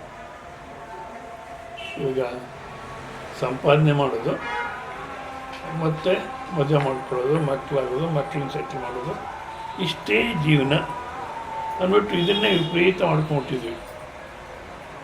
ಇದು ಕೇವಲ ಭೌತಿಕವಾದಂಥ ಅನುಕೂಲಕ್ಕೋಸ್ಕರ ಬೇಕೇ ಹೊರತು ಅಷ್ಟಕ್ಕಿಂತ ಇದು ಜಾಸ್ತಿ ಆನಂದ ಇದರಲ್ಲಿ ಸಿಗೋಲ್ಲ ಅನ್ನತಕ್ಕಂಥ ವಿವೇಕ ಬಂದರೆ ಅದು ವೈರಾಗ್ಯ ಅಂತಾರೆ. ಸೊ ಆ ವೈರಾಗ್ಯ ಅನ್ನತಕ್ಕಂಥ ಇರಬೇಕು. ಮತ್ತು ನೆನ್ನೆ ನೋಡಿದಲ್ಲಿ ಪರಮಾತ್ಮ ತಿಳ್ಕೋಬೇಕು ಅನ್ನತಕ್ಕಂಥ ಆಕಾಂಕ್ಷೆ ಭಾಳ ದೃಢವಾಗಿರಬೇಕು. ಕೂಡುಗುಡ್ಡ ಕೊಕರು ವೈನನು ಗಾನಿ, ಕುಷ್ಠರೋಗಿ ವೈ ತಿರುಗಿನ ಗಾನಿ, ದರಿದ್ರ ದೋಷ ಮುಲೊಚ್ಚಿನ ಗಾನಿ, ದೇಶದಿಮ್ಮರ ತಿರುಗಿನ ಗಾನಿ. ಅಂದರೆ ಏನಾದರೂ ಆಗಲಿ ಪರಮಾತ್ಮ ನೀನೇ ಬೇಕು ಅನ್ನತಕ್ಕಂಥದ್ದಿದ್ದರೆ ಅಂಥವ್ರಿಗೆ ಅರ್ಥ ಆಗುತ್ತೆ ಅಂತ. ಆ ಆಸೆ ಏನೋ ಇದೆ ಸ್ವಾಮೀಜಿ, ಇದೇ ಬೇಕು ಅನ್ನತಕ್ಕಂಥ ಆಸೆ ಇದೆ, ಆದರೂ ನಮಗೆ ಅರ್ಥ ಆಗ್ತಿಲ್ಲ ಅಂದರೆ ಇದೇ ಬೇಕು ಅನ್ನತಕ್ಕಂಥ ಆಸೆ ಇದ್ರೂ ಸೊ ವ್ಯವಹಾರದಲ್ಲಿ ಬೇರೆ ಇನ್ಯಾವ್ಯಾವುದಕ್ಕೂ ಪ್ರಯತ್ನ ಮಾಡ್ತಾ ಇದ್ದೀವಿ. ವ್ಯವಹಾರದಲ್ಲಿ ಬೇರೆ ಇನ್ಯಾವ್ಯಾವುದಕ್ಕೂ ಪ್ರಯತ್ನ ಮಾಡ್ತಾ ಇರ್ತೀವಿ. ಅದಕ್ಕೋಸ್ಕರ ಇದೇ ಬೇಕು ಅನ್ನತಕ್ಕಂಥ ಆಸೆ, ನಮ್ಗೆ ಯಾವುದು ಆಸೆ ಇದೆ ಅದಕ್ಕೆ ಪ್ರಯತ್ನ ಮಾಡ್ತೀವಿ. ನಾವು ವ್ಯವಹಾರ ನೋಡೋದು ಬೇರೆ ಏನೋ ಮಾಡ್ತಿರ್ತೀವಿ, ದೇವ್ರು ಬೇಕು ಅಂತಿರ್ತೀವಿ, ಎಲ್ಲ ಆಗುತ್ತೆ. ಆದ ಕಾರಣ ಒಂದು ವೇಳೆ ಇದೇ ಆಸೆ ಇದ್ರೂ ವ್ಯವಹಾರ ಅನ್ನತಕ್ಕ ಶುದ್ಧವಾಗಬೇಕು ಅಂದ್ಬಿಟ್ಟು ನಾವಿರತೋ ದುಶ್ಚರಿತಾತ್ ನ ಶಾಂತ ನ ಅಶಾಂತಃ ನ ಅಸಮಾಹಿತಃ ನ ಶಾಂತ ಮನಸ್ಸೋ ವಾಪಿ ಪ್ರಜ್ಞಾನೇನೈವ ಆಪ್ನುಯಾತ್. ಅಂದರೆ ನಾ ದುಶ್ಚರಿತಾತ್ ಪ್ರತಿಷಿದ್ಧಾತ್, ದುಶ್ಚರಿತಾತ್ ಅಂದರೆ ಪ್ರತಿಷಿದ್ಧಾತ್, ಶುದ್ಧಿ ಸ್ಮೃತಿ ಅವಿಹಿತಾತ್, ಪಾಪಕರ್ಮಣ ಅವಿರತಃ ನ ಪರತಃ. ಅಂದರೆ ಶಾಸ್ತ್ರದ ಶ್ರುತಿ ಸ್ಮೃತಿ. ಶ್ರುತಿ ಅಂದರೆ ವೇದ ಮಂತ್ರಗಳು, ಸ್ಮೃತಿ ಅಂದರೆ ಆ ವೇದದಲ್ಲಿರ್ತಕ್ಕಂಥ ಅಭಿಪ್ರಾಯವನ್ನೇ ತಮ್ಮ ಬುದ್ಧಿಯಿಂದ ಬರೆದಿರ್ತಕ್ಕಂಥದ್ದು ಸ್ಮೃತಿ ಗ್ರಂಥ. ಭಗವದ್ಗೀತೆ ಸ್ಮೃತಿ ಗ್ರಂಥ ಅಲ್ಲ. ಈ ರೀತಿ ತಮ್ಮ ಬುದ್ಧಿಯಿಂದ ಬರೆದಿರ್ತಕ್ಕಂಥ ಗ್ರಂಥಗಳು ಮಹಾತ್ಮರು. ಶ್ರುತಿ ಅಂದರೆ ಬರೆದಿದ್ದಲ್ಲ, ಸೃಷ್ಟಿನಲ್ಲಿರ್ತಕ್ಕ ಮಂತ್ರಗಳು ತಿಳ್ಕೊಂಡು ಹೇಳಿದ್ರು. ಸೊ ಈ ಶ್ರುತಿ ಸ್ಮೃತಿನಲ್ಲಿ ಯಾವುದು ನಿಷಿದ್ಧ ಅಂತ ಹೇಳುತ್ತೆಯೋ ಆ ಕರ್ಮಗಳನ್ನು ಮಾಡೋಕ್ಕೆ ಹೋಗಬಾರ್ದು. ಅದೇ ಮಾಡಿಕೊಂಡಿದ್ರೆ ಅವರಿಗೆ ಆತ್ಮಜ್ಞಾನ ಅಂತಕ್ಕಂಥದ್ದು ಸಾಧ್ಯವಿಲ್ಲ. ನಿಷಿದ್ಧ ಕರ್ಮಗಳಲ್ಲಿ ಇರ್ತಕ್ಕಂಥವ್ರಿಗೆ ಆತ್ಮಜ್ಞಾನ ಅಂತಕ್ಕಂಥದ್ದು ಸಾಧ್ಯವಿಲ್ಲ. ಇದು ಒಂದು. ಮತ್ತು ಇನ್ನೂ ಒಂದು ನಿಷಿದ್ಧ ಕರ್ಮಗಳು ಅಂದರೆ ಕಲಂಜಮನ ಭಕ್ಷೇತ್, ಮಾಂಸ ತಿನ್ನಬೇಡ, ಅಮೃತ ಸುರಾಪಾನ ವರ್ಜಯೇತ್, ಸುರಾಪಾನ ಮಾಡಬೇಡ, ಜೂಜಾಡಬೇಡ, ಇವೆಲ್ಲ ಸಾಮಾನ್ಯ ನಿಷಿದ್ಧ ಕರ್ಮಗಳು ತಂದುಕೊಳ್ತೀವಿ. ಅಷ್ಟೇ ಅಲ್ಲ, ಆದರೆ ಯಾವುದು ನಮ್ಮನ್ನು ಪರಮಾತ್ಮ ಚಿಂತನೆಯಿಂದ ದೂರ ಮಾಡುತ್ತೋ ಅಂತ ಯಾವ ಕರ್ಮಗಳು ಮಾಡೋಕ್ಕೆ ಹೋಗ್ಬಾರ್ದು. ಕರ್ಮಗಳು ಮಾಡೋದಾದರೆ ಇರೋ ಬಂಧನದಿಂದ ತಪ್ಪಿಸ್ಕೋಬೇಕು. ಇರತಕ್ಕಂಥ ಬಂಧನದಿಂದ ತಪ್ಪಿಸ್ಕೋಬೇಕು. ಹೊಸ ಬಂಧನ ತಂದ್ಕೋಬಾರ್ದು. ಆ ರೀತಿ ಕರ್ಮ ಮಾಡಬೇಕು. ಅದಕ್ಕೆ ಶಾಸ್ತ್ರ ಏನು ಹೇಳುತ್ತೆ, ವರ್ಣಾಶ್ರಮ ಧರ್ಮ, ಬ್ರಹ್ಮಚರ್ಯ, ಗೃಹಸ್ಥ, ವಾನಪ್ರಸ್ಥ, ಸನ್ಯಾಸ ಅನ್ನೋದು ಮಾಡಿ, ಬ್ರಾಹ್ಮಣ, ಕ್ಷತ್ರಿಯ, ವೈಶ್ಯ, ಶೂದ್ರ ಅನ್ನತಕ್ಕಂಥ ವಿಭಾಗ ಮಾಡಿ, ಯಾರ್ಯಾರು ಏನೇನು ಕರ್ಮ ಮಾಡಬೇಕು ಅಂತ ಶಾಸ್ತ್ರದಲ್ಲಿ ಹೇಳಿದ್ದಾರೆ. ದಿನನಿತ್ಯದಲ್ಲಿ ಏನು ಕರ್ಮ ಮಾಡಬೇಕು, ನೈಮಿತ್ತಿಕ ಕರ್ಮ ಯಾವುದು, ಯಾವುದೋ ಒಂದು ಕಾರಣದಿಂದ ಯಾವತ್ತೂ ಒಂದು ದಿವಸ ಮಾಡತಕ್ಕಂಥ ಕರ್ಮ ಯಾವುದು ಅನ್ನೋದನ್ನ ಹೇಳಿದ್ದಾರೆ.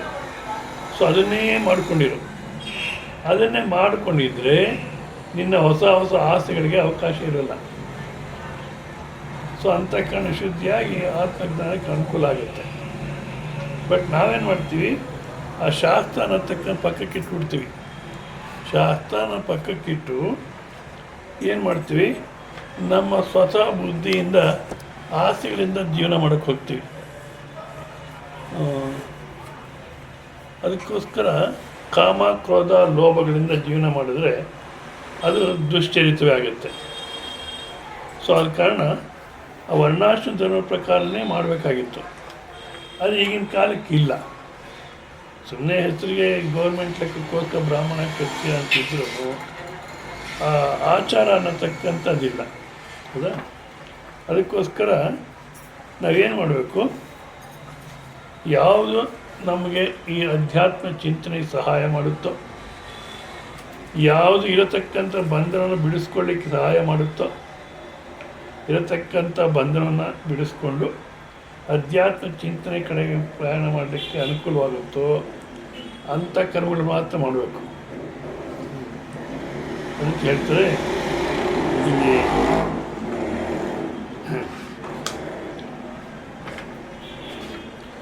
ಯಶಾಸ್ತ್ರ ವಿಧಿಮುತ್ಸೃಜ್ಯ ವರ್ತತೆ ಕಾಮಕಾರತಃ ನ ಸ ಸಿದ್ಧಿಮಾಪ್ನೋತಿ ನ ಸುಖಂ ನ ಪರಾಂ ಗತಿಂ. ಯಾರು ಶಾಸ್ತ್ರ ವಿಧಿಯನ್ನು ಇಂಥದ್ದು ಮಾಡುವಂಥ ಶಾಸ್ತ್ರ ಹೇಳಿದಾಗ, ಶಾಸ್ತ್ರ ವಿಧಿಂ ಶಾಸ್ತ್ರಂ ವೇದ ತಸ್ಯ ವಿಧಿಂ ಕರ್ತವ್ಯ ಜ್ಞಾನ ಕಾರಣಂ ವಿಧಿ ಪ್ರತಿಷೇಧಾಖ್ಯಂ ಉತ್ಸೃಜ್ಯ. ಯಾವುದು ಮಾಡು ಅಂತ ಹೇಳುತ್ತೋ, ಯಾವುದು ಬೇಡ ಅಂತ ಹೇಳುತ್ತೋ ಅದನ್ನು ಮನಸ್ಸಿಗೆ ತಗೊಳ್ತೀರ.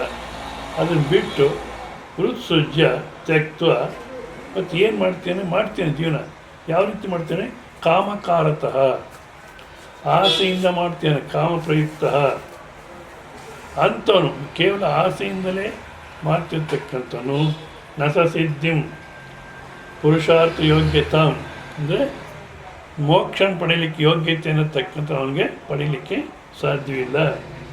ಯಾಕೆ ಅಂದರೆ ಆಸೆನೇ ಪ್ರಾಧಾನ್ಯವಾಗಿದೆ. ಯಾವಾಗ ಆಸೆ ಇದೆಯೋ ಕಾಮ, ಕ್ರೋಧ, ಲೋಭ, ಮೋಹ, ಮದ, ಮಾಸ್ತ್ರ ಎಲ್ಲ ಶುರುವಾಗುತ್ತೆ. ಆದ ಕಾರಣ ದುಶ್ಚರಿತ ಅಂದರೆ ಶಾಸ್ತ್ರ ವಿರೋಧವಾಗಿರ್ತಕ್ಕಂಥ ಕರ್ಮಗಳು ಅಷ್ಟೇ ಅಲ್ಲ, ಅಧ್ಯಾತ್ಮ ಮಾರ್ಗಕ್ಕೆ ವಿರೋಧವಾಗಿರ್ತಕ್ಕಂಥ ಕರ್ಮಗಳು, ನಮ್ಮನ್ನು ಹೊರಗಿನ ಜಗತ್ತಿಗೆ ಎಳ್ಕೊಂಡು ಹೋಗತಕ್ಕಂಥ ಕರ್ಮಗಳು, ಇವೆಲ್ಲನೂ ಬಿಟ್ಟುಬಿಡಬೇಕು. ಕೆಲವರು ಹೇಳ್ತಾರೆ ಸಂಸಾರದಲ್ಲಿ ಇಟ್ಕೊಂಡೇ ಕರ್ಮ ಮಾಡಬೇಕು ಅಂತ. ಅಲ್ಲಮ್ಮ, ಸಂಸಾರದಲ್ಲಿ ಇದ್ದರೆ ಕರ್ಮ. ಈ ಸನ್ಯಾಸಿಗಳಿಗೇನು ಕರ್ಮ ಅಲ್ಲ. ಈಗಿನ ಕಾಲದ ಸನ್ಯಾಸಿಗಳು ನೋಡಬೇಡಿ. ಈಗಿನ ಕಾಲದ ಸನ್ಯಾಸಿಗಳು ಕಾಲೇಜು ಅದು ಇದು ಕಟ್ಕೊಂಡು ಸುಮ್ಮನೆ ಒದ್ಲಾಡ್ತಾರೆ ದೊಡ್ಡ ಸಂಸಾರಗಳು. ಕರ್ಮ ಮಾಡ್ಬೇಕಾದ್ರೆ ಗೃಹಸ್ಥ ಜೀವನದಲ್ಲೇ ಕರ್ಮ ಇರೋದು ಜಾಸ್ತಿ. ಕರ್ಮ ಇರ್ತಕ್ಕ ಗೃಹಸ್ಥ ಜೀವನದಲ್ಲೇ. ಆ ಗೃಹಸ್ಥ ಜೀವನದಲ್ಲಿ ಆಸೆಯಿಂದ ಕರ್ಮಗಳನ್ನು ಮಾಡೋಕ್ಕೆ ಹೋಗಬಾರ್ದು. ನಿಷಿದ್ಧ ಕರ್ಮಗಳನ್ನು ಮಾಡಬಾರ್ದು. ಪ್ರಾಯಶ್ಚಿತ್ತ ಕರ್ಮ ಆ ಸಮಯಕ್ಕೆ ಮಾಡೋದು ಆಗೋಗುತ್ತೆ, ಮತ್ತೆ ಮತ್ತೆ ಮಾಡೋ ಅವಶ್ಯಕತೆ ಇಲ್ಲ. ಮತ್ತು ಕಾಮ್ಯ ಕರ್ಮ, ಆಸೆಗಳಿಂದ ಕರ್ಮ ಮಾಡಬಾರ್ದು. ಆಸೆಯಿಂದ ಕರ್ಮಗಳು ಮಾಡೋಕ್ಕೆ ಹೋದರೆ ಒಂದಾದ್ಮೇಲೆ ಒಂದು ಆಸೆ ಬರ್ತಲೇ ಇರುತ್ತೆ, ಕೊನೆಯೇ ಇಲ್ಲ ಅದಕ್ಕೆ. ಒಂದಾದ್ಮೇಲೆ ಒಂದು. ಮತ್ತು ಅದು ಕೆಲವು ಆಸೆಗಳು ಗೃಹ ಜೀವನದಲ್ಲಿ ಅನಿವಾರ್ಯವಾಗಿ ಬರುತ್ತೆ. ಮಗಳು ಮದುವೆ ಮಾಡಬೇಕು, ಇದೊಂದು ಆಸೆ. ಮಾಡೋಣ ಬೇಡ, ಮಾಡು. ಯಾಕೆಂದರೆ ಬಂಧನದಿಂದ ಬಿಡುಗಡೆ ಆಗುತ್ತೆ. ಬಂಧನದಿಂದ ಬಿಡುಗಡೆ ಆಗುತ್ತೆ ಅಂತ ನಾನು ಹೇಳ್ತಿದ್ದೀನಿ, ಶಾಸ್ತ್ರನೂ ಹೇಳುತ್ತೆ. ಆದರೆ ಮದುವೆ ಮಾಡಿಬಿಟ್ಟು ಬಿಡಿಸ್ಕೊಳ್ತಾರೋದು ಇಲ್ಲ, ಮತ್ತೆ ಕಟ್ಕೊಂಡು ಒದ್ಲಾಡೋದೆ. ಮಗಳಿಗೆ ಮದುವೆ ಮಾಡಿಬಿಟ್ರೆ ಮಮ ಋಣ ಪರಿಹಾರಾರ್ಥಂ, ನನಗೂ ಈಕೆಗಿರತಕ್ಕಂಥ ಋಣ ಪರಿಹಾರಕ್ಕೋಸ್ಕರವಾಗಿ ಮದುವೆ ಮಾಡ್ತಿದ್ದೀನಿ ಅಂತ. ಅಂದರೆ ಕನ್ಯಾದಾನ ಮಾಡಿಕೊಟ್ಬಿಟ್ರೆ ಇನ್ನು ಋಣ ಮುಗೀತು, ಇನ್ನು ಸಂಬಂಧನೇ ಇಲ್ಲ. ಪೂರ್ವದಲ್ಲಿ ಅದರ ನಿಯಮನೂ ಇದೆ, ಶಾಸ್ತ್ರ ನಿಯಮ ಏನಂದರೆ ಕನ್ಯಾದಾನ ಮಾಡಿ ಮತ್ತೆ ಅವ್ರ ಮನೆಗೆ ಹೋಗಿ ಊಟ ಮಾಡಬಾರ್ದು. ಯಾರ ಮನೆಗೆ? ಬೀಗರ ಮನೆಗೆ ಹೋಗಿ. ಅಂದರೆ ಮದುವೆ ಮಾಡಿ ಕೊಟ್ಬಿಟ್ರೆ ಋಣ ಮುಗಿಯಿತು, ಅಲ್ಲಿಗೆ ನಮ್ಮ ಜವಾಬ್ದಾರಿ ಕಳೀತು, ಫ್ರೀ ಆಗಿಬಿಟ್ವಿ. ಇನ್ನು ಅಧ್ಯಾತ್ಮ ಚಿಂತೆಗೆ ಅನುಕೂಲ. ಮಗನ ಮದುವೆ ಮಾಡಿದ್ರು ಅಷ್ಟೇ, ಮದುವೆ ಮಾಡಿ ಅವರಿಬ್ಬರನ್ನು ಫ್ರೀಯಾಗಿ ಬಿಟ್ಬಿಟ್ಟು 16ನೇ ವಯಸ್ಸು ಬಂದ ಅಂದರೆ ಸ್ನೇಹಿತನಂತೆ ನೋಡು, ಸ್ನೇಹಿತನಂತೆ ನೋಡು ಅನ್ನತ್ತೆ. ಅಂದರೆ ಮದುವೆ ಮಾಡಿದ್ವಿ, ಅವರಿಬ್ಬರನ್ನು ಸ್ವತಂತ್ರ ಬಿಟ್ಬಿಡಬೇಕು. ಮತ್ತು ನಮ್ಮನ್ನು ವೃದ್ಧಾಪ್ಯದಲ್ಲಿ ನೋಡೋರು ಯಾರು? ಅವ್ರನ್ನ ಬಿಟ್ಟು ಯಾವುದೋ ಋಷಿಮುನಿಗಳ ಹತ್ರ ಹೋಗಿ ಈ ಥರ ಅಧ್ಯಾತ್ಮ ಚಿಂತನೆ ಮಾಡ್ಕೊಂಡು ಇರು. ಅಲ್ಲಿ ಸಾಧನೆ ಮಾಡಿಕೊಂಡು ಅಧ್ಯಾತ್ಮ ಚಿಂತನೆ ಮಾಡ್ಕೊಂಡಿದ್ದರೆ ಶರೀರನೂ ಚೆನ್ನಾಗಿರುತ್ತೆ, ಆರೋಗ್ಯವಾಗಿರುತ್ತೆ, ತತ್ವನೂ ತಿಳಿಯುತ್ತೆ, ನೆಮ್ಮದಿ ಯಾವತ್ತೂ ಅಂತ ಶರೀರ ಬಿಟ್ಬಿಡೋದು. ಆ ರೀತಿ ಸ್ಕೀಮ್ ಇತ್ತು. ಇವಾಗ ಏನು ಮಾಡ್ಕೊಂಡಿದ್ದೀವಿ? ವಾನಪ್ರಸ್ಥಾನೂ ಇಲ್ಲ, ಸನ್ಯಾಸನೂ ಇಲ್ಲ. ಇವಾಗ ಏನಿದ್ರು ಮದುವೆ ಮಾಡೋದು, ಮತ್ತು ಅವ್ರ ಮಧ್ಯೆನೇ ಸೇರ್ಕೊಳ್ಳೋದು, ಅವರು ಜಗಳ ಆಡೋದು, ಏನು ಮುಗಿಯೋ ಕಥೆನೇ ಇಲ್ಲ. ಕಾರಣ ಕರ್ಮ ಅನ್ನೋದು ಗೃಹ ಜೀವನದಲ್ಲಿ ಇರೋದು. ಆ ಕರ್ಮಗಳನ್ನು ನಿಷಿದ್ಧ ಕರ್ಮ ಮಾಡಬಾರ್ದು. ಪ್ರಾಯಶ್ಚಿತ್ತ ಕರ್ಮ ಆ ಸಮಯಕ್ಕೆ ಸರಿಯಾಗಿ ಮಾಡಬೇಕು, ಮತ್ತೆ ಮಾಡೋ ಅವಶ್ಯಕತೆ ಇಲ್ಲ. ಕಾಮ್ಯ ಕರ್ಮಗಳು ಮಾಡೋಕ್ಕೆ ಹೋಗಬಾರ್ದು, ಆಸೆಯಿಂದ ಕರ್ಮಗಳು ಮಾಡಲಿಕ್ಕೆ ಹೋಗಬಾರ್ದು. ಮತ್ತು ನಿತ್ಯ ನೈಮಿತ್ಯ ಕರ್ಮ, ಯಾವ ಕರ್ಮ ಮಾಡಲೇಬೇಕಾಗಿದೆ ಪ್ರತಿ ದಿವಸ ಅದನ್ನು ಮಾಡಬೇಕು. ನೈಮಿತ್ತಿಕ ಯಾವುದೋ ಒಂದು ಕಾರಣಕ್ಕೋಸ್ಕರ, ಈಗ ಒಂದು ಮಗಳು ಮದುವೆ ಮಾಡಬೇಕು, ಇಂಥದ್ದು ಮಾಡಬೇಕು. ಸೊ ಈ ಕರ್ಮಗಳು ಮಾಡ್ಕೊಂಡಿದ್ರೆ ಬಂಧನದಿಂದ ಬಿಡುಗಡೆ ಆಗುತ್ತೆ, ಅಂತಃಕರಣ ಶುದ್ಧಿ ಬರುತ್ತೆ, ಮತ್ತು ಶ್ರವಣ ಮಾಡಲಿಕ್ಕೆ ಅನುಕೂಲ ಆಗುತ್ತೆ. ಆದ ಕಾರಣ ಯಾರಾದರೆ ದುಶ್ಚರಿತ್ರೆಗಳಿಂದ ಬಿಡಿಸ್ಕೊಂಡಿಲ್ವೋ, ದುಶ್ಚರಿತ್ರೆಗಳಂದರೆ ನಿಷಿದ್ಧ ಕರ್ಮಗಳಿಂದ ಬಿಡಿಸ್ಕೊಂಡಿಲ್ವೋ ಅಂಥವ್ರಿಗೆ ಆತ್ಮಜ್ಞಾನ ಅಂತಕ್ಕಂಥ ಆಗಲಿಕ್ಕೆ ಸಾಧ್ಯವಿಲ್ಲ ಅಂತಾರೆ.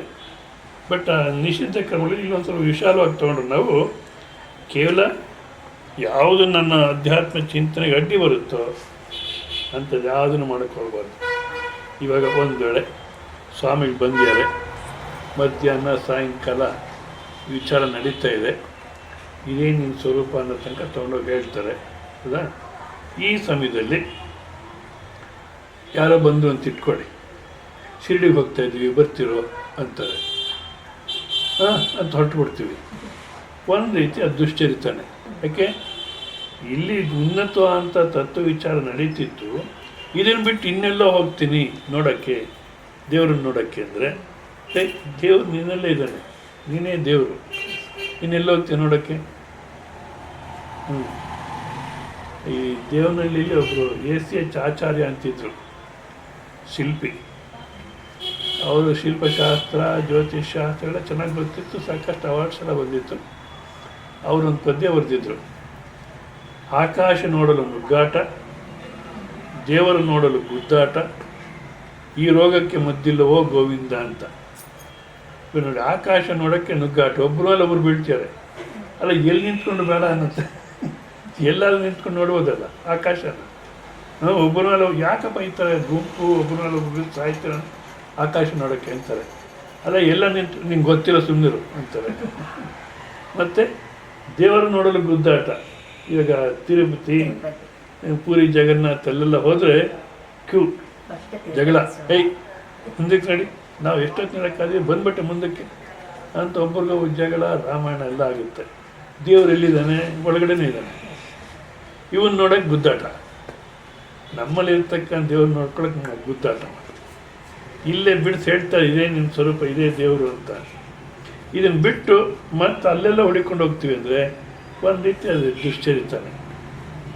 ಅಂದರೆ ಯಾವ ಕರ್ಮ ಅನ್ನತಕ್ಕಂಥದ್ದು ನಮ್ಮನ್ನು ಹೊರಗಿನ ಜಗತ್ತಿಂದ ಬಿಡಿಸಿ ಒಳಗಡೆ ಕರ್ಕೊಂಡೋಗುತ್ತೋ, ಯಾವ ಕರ್ಮ ಬಂಧನವನ್ನು ಕಮ್ಮಿ ಮಾಡುತ್ತೋ ಅಂಥ ಕರ್ಮಗಳನ್ನ ಮಾಡ್ತಾ ಹೋಗಬೇಕೆ ಹೊರತು ಬಂಧನ ಜಾಸ್ತಿ ಮಾಡತಕ್ಕಂಥದ್ದು, ಆಸ್ತಿಗಳನ್ನ ಜಾಸ್ತಿ ಮಾಡತಕ್ಕಂಥದ್ದು, ಆಸ್ತಿಗಳಿಂದ ಕರ್ಮ ಮಾಡತಕ್ಕಂಥ ಇಂಥವಕ್ಕೆಲ್ಲ ಹೋಗಬಾರ್ದು.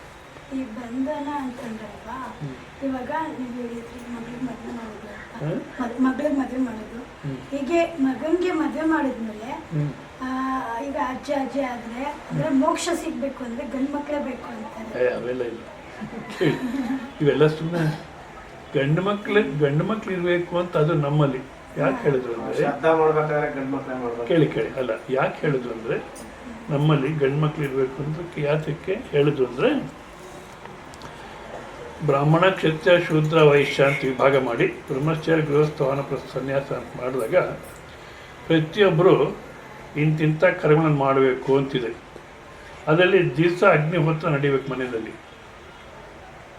ದಿವಸನೂ ಅಗ್ನಿಹೋತ್ರ ನಡಿಬೇಕು. ಬ್ರಾಹ್ಮಣ, ಕ್ಷತ್ರಿಯ, ವೈಶ್ಯ 3 ಜನ ಮನೆಗೆ, ಶೂದ್ರನ ಬಿಟ್ಬಿಟ್ರೆ 3 ಜನ ಮನೆಗೆ ನಡಿಬೇಕು. ಅದು ಆ ಅಗ್ನಿ ಆರಬಾರ್ದು, ನಿರಂತರ ವಂಶ ಪಾರಂಪರೆ ನಡೀತಾ ಇರಬೇಕು. ಸೊ ಅದನ್ನು ಅವರು ಸಾಯಕ್ಕೆ ಮುಂಚೆ ಅಥವಾ ಸನ್ಯಾಸ ತಗೊಳ್ಳೋಕ್ಕೆ ಮುಂಚೆ ಮಗನಿಗೆ ಹ್ಯಾಂಡ್ ಓವರ್ ಮಾಡಿ ಹೋಗ್ತಾರೆ. ಅದಕ್ಕೋಸ್ಕರ ಗಂಡು ಸಂತತಿ ಇರಬೇಕಂತ ಒಂದು. ಎರಡನೇದು ವೇದಾಧ್ಯಯನ ನಡೀತಿರ್ಬೇಕು.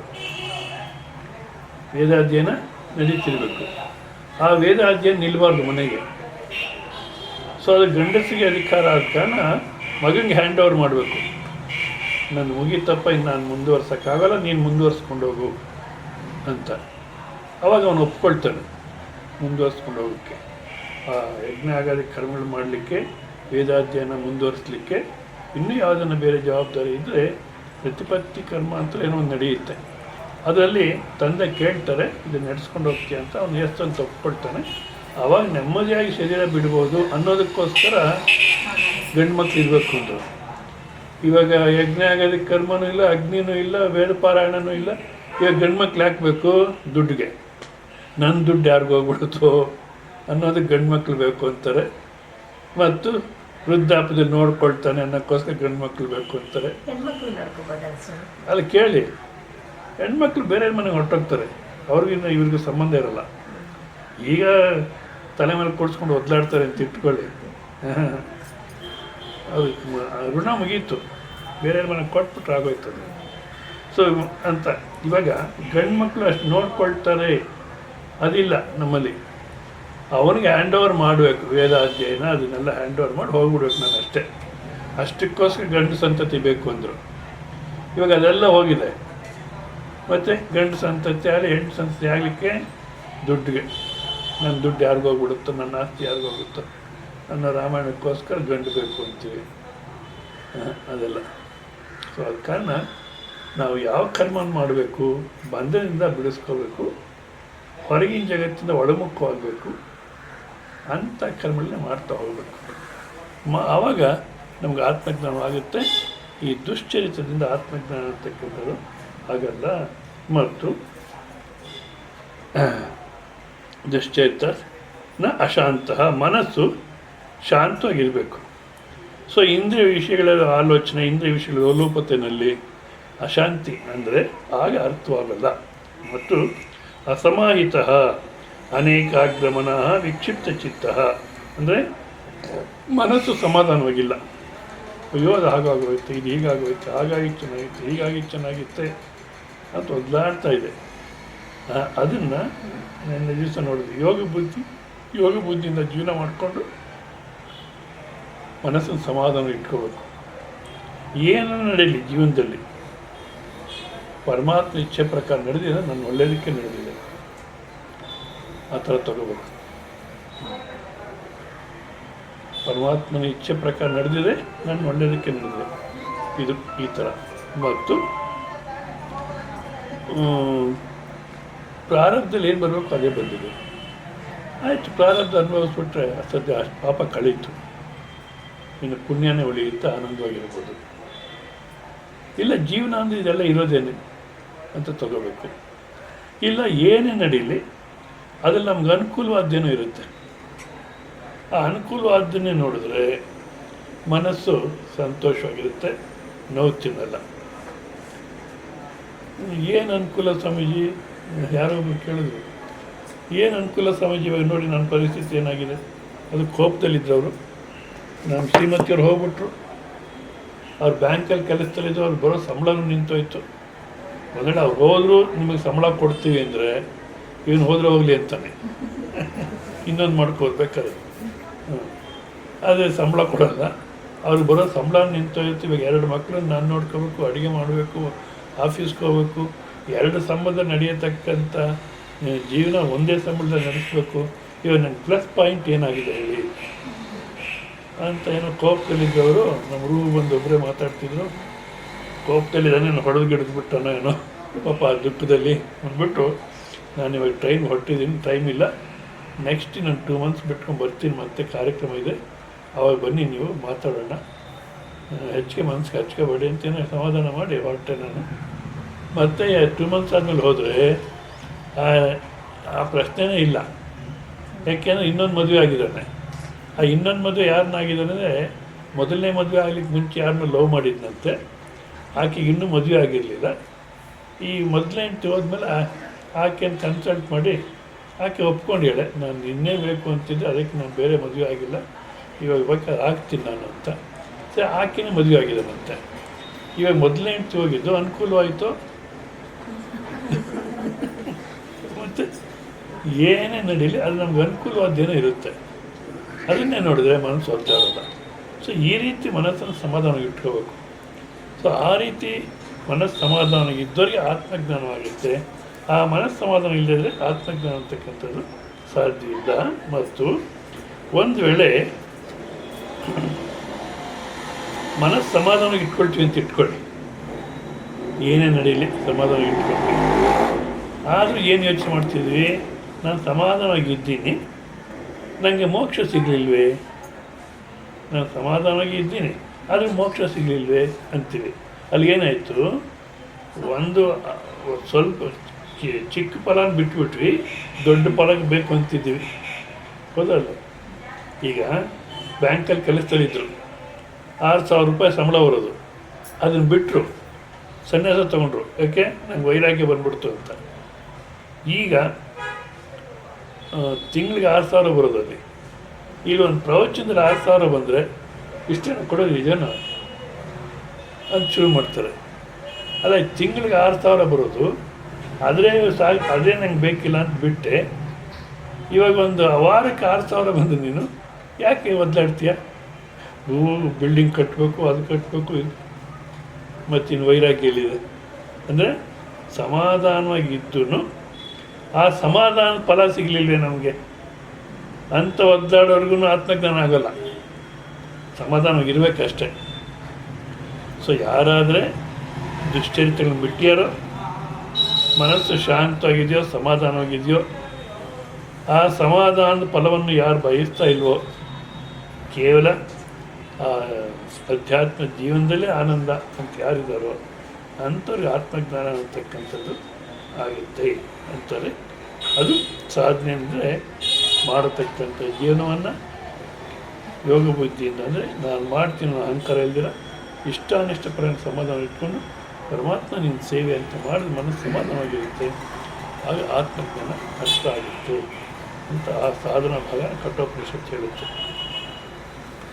ಒಂದು ಈ ರೀತಿ ತಿಳಿದಿರ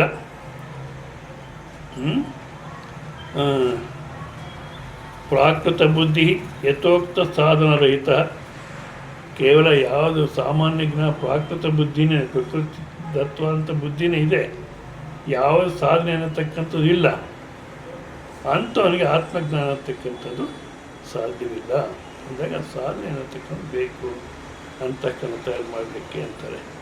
ಇಲ್ಲಿ ನಿಲ್ಸಿರೋಣ. ಓಂ ಪೂರ್ಣಮದ ಪೂರ್ಣಮಿದಂ ಪೂರ್ಣಾತ್ ಪೂರ್ಣಮುದಚ್ಯತೆ ಪೂರ್ಣಸ್ಯ ಪೂರ್ಣಮಾದಾಯ ಪೂರ್ಣಮೇವಾವಶಿಷ್ಯತೆ. ಓಂ ಶಾಂತಿ ಹರಿ ಓಂ ಶ್ರೀ ಗುರುಭ್ಯೋ ನಮಃ. ಹರಿ ಓಂ. ಮತ್ತೆ ಸಂಜೆಗೆ ಸೇರೋಣ 6 ಗಂಟೆ ಅಷ್ಟೊತ್ತಿಗೆ.